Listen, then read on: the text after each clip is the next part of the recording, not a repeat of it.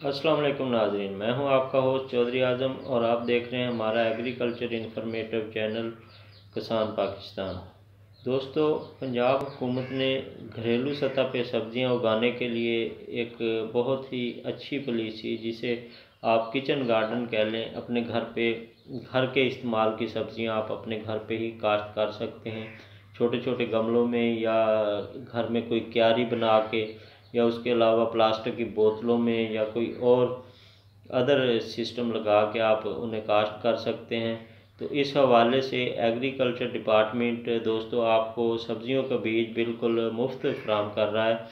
उसमें जो सर्दियों में इस्तेमाल होने वाली सब्जियां हैं, उसमें पालक है, अपना मेथी, सब्ज़ धनिया, मिर्च और अपना करेला वगैरह, या जो भी सर्दियों में इस्तेमाल में आने वाली सब्ज़ियाँ हैं, उन तमाम सब्ज़ियों के सीड आपको सिर्फ 70 रुपये के इवज़ 5 मरले जगह पे काश्त के लिए तमाम तर सीड आपको एग्रीकल्चर डिपार्टमेंट दे रहा है।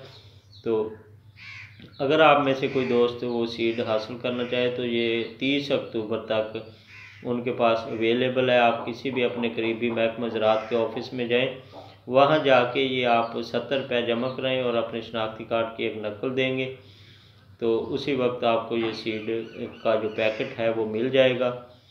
तो